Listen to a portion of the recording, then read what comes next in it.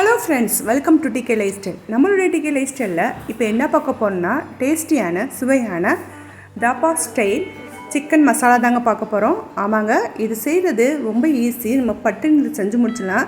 இந்த டேஸ்டியான இந்த மசாலா கிரேவி எப்படி செய்யலாம்னு சொல்லிட்டு வாங்க நம்மளுடைய வீடியோக்குள்ளே போய் பார்க்கலாம். அதுக்கு முன்னாடி நம்மளோட சேனலை மொத்தர பார்க்குறீங்கன்னா சப்ஸ்கிரைப் பண்ணிவிட்டு பாருங்கள். ஃப்ரெண்ட் அண்ட் ஃபேமிலிக்கு ஷேர் பண்ணுங்கள்.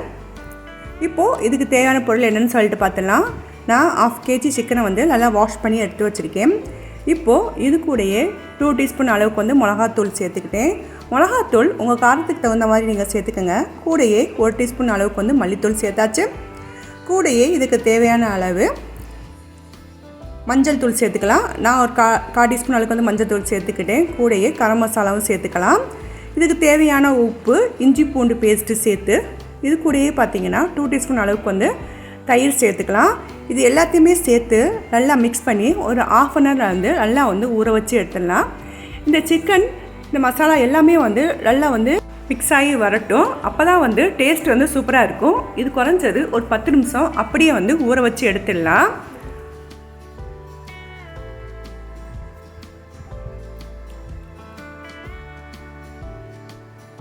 உப்பு பத்தாட்டி நீங்கள் இந்த ஸ்டேஜில் உப்பு கூட போட்டுக்கலாம். இப்போ இது அப்படியே 10 நிமிஷம் நல்லா ஊறி வரட்டும். இப்போ ஒரு கடாயில் ஒரு 2 டீஸ்பூன் அளவுக்கு எண்ணெய் சேர்த்துட்டேன். எண்ணெய் நல்லா காஞ்சதுக்கப்புறம் சீரகம், சோம்பு, பட்டை, கிராம்பு, லவங்கம், ஏலக்காய் போட்டு ஆனியன் போட்டு நல்லா மிக்ஸ் பண்ணி எடுத்துக்கலாம். இப்போ நல்லா மிக்ஸ் ஆகி வந்துடுச்சு ஆனியன். இது கூடயே நம்ம எடுத்து வச்சுருந்தக்கூடிய சிக்கனையும் நம்ம சேர்த்துடலாம்.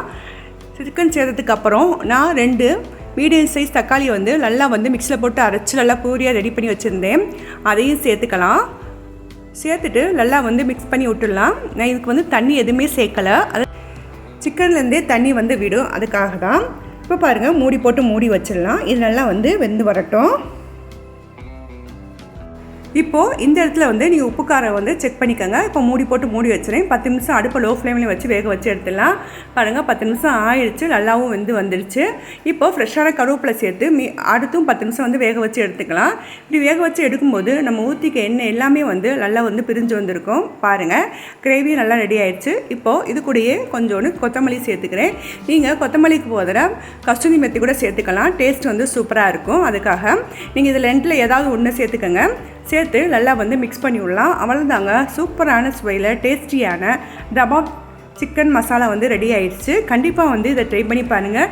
இது சப்பாத்தி, பரோட்டா, தோசை, இட்லியோடு வச்சு சாப்பிடும்போது சூப்பராக இருக்கும். அது மட்டும் இல்லைங்க, சூடான சாதத்தில் வச்சு சாப்பிடும்போது டேஸ்ட் அட்டகாசமாக இருக்கும். கண்டிப்பாக ட்ரை பண்ணி பாருங்கள். உங்கள் வீட்டில் உள்ள எல்லாத்துக்குமே ரொம்ப பிடிக்கும்.